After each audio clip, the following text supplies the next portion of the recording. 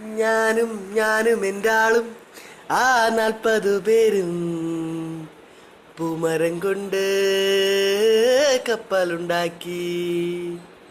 ഞാനും എൻ്റെ ആളും ആ 40 പേരും പൂമരം കൊണ്ട് കപ്പലുണ്ടാക്കി. ആ